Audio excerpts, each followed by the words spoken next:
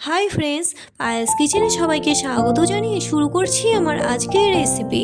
সামনেই পৌষ পার্বণ, আর এই পৌষ পার্বণ উপলক্ষে বাঙালির ঘরে ঘরে নানা রকম পিঠে পুলি কিন্তু বানানোই হয়। তাই আমার আজকের রেসিপি পুলি চষির পায়েস।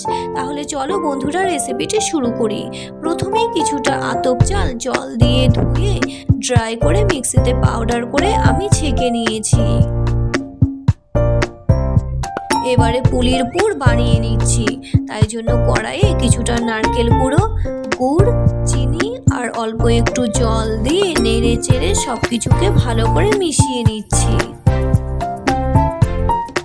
চিনি আর গুড় গলে গেছে, এবারে জলটিকে ভালো করে শুকিয়ে নিয়ে আমি 3 হাতা মতো দুধ এর মধ্যে দিয়ে দিচ্ছি।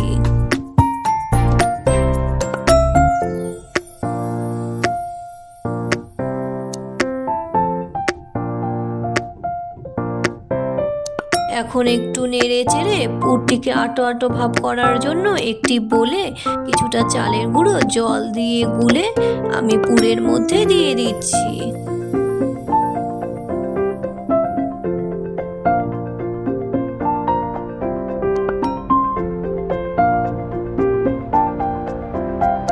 এখন একটু নেড়ে চেড়ে পুরটা আটো আটো ভাব হলে আমি এটিকে নামিয়ে নিচ্ছি।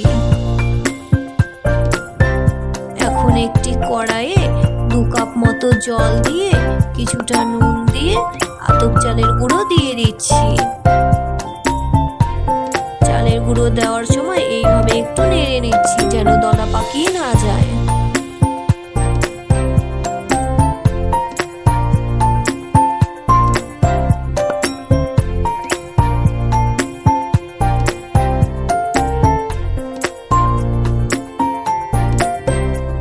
ভালো করে নেড়ে চেড়ে সবকিছুকে ভালো করে মিশিয়ে একটি মণ্ড মতো বানিয়ে নিচ্ছি। এবারে একটি ভেজা সুতির কাপড় দিয়ে ঢাকা দিয়ে 10 মিনিটের জন্য রেখে দিচ্ছি। 10 মিনিট পর এটিকে আবারও ভালো করে মেখে নিয়ে আমি একটু একটু করে লেচি কেটে নিচ্ছি।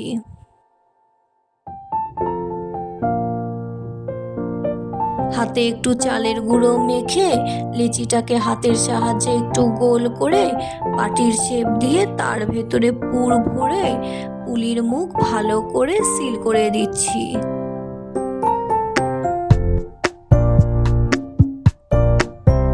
আর ওই পুলির মুখের ওখানে একটু মুড়ে মুড়ে দিচ্ছি।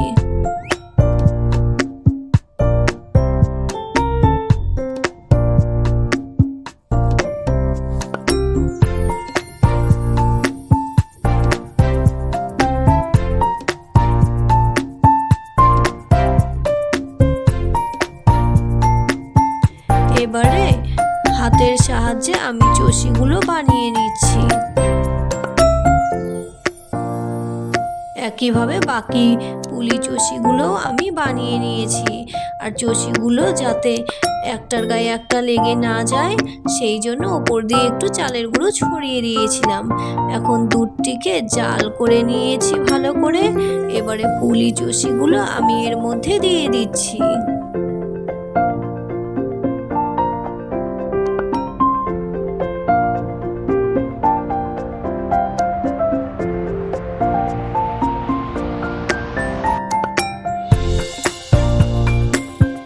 মিষ্টির জন্য খেজুরের গুড় দিয়ে দিচ্ছি।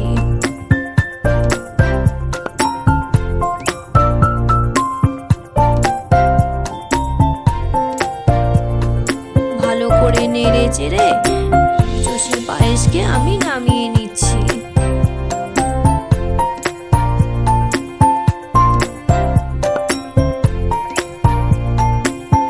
তাহলে বন্ধুরা আমার এই পুলি চষির পায়েসের রেসিপি তোমাদের কেমন লাগলো অবশ্যই কমেন্ট করে জানিও। ভালো লাগলে লাইক, বন্ধুদের সাথে বেশি করে শেয়ার করো। আজকের মতো এই পর্যন্তই। আবারও আসছি নতুন কোনো রেসিপি নিয়ে। ততক্ষণ পর্যন্ত সবাই সুস্থ থেকো ও ভালো থেকো। টাটা।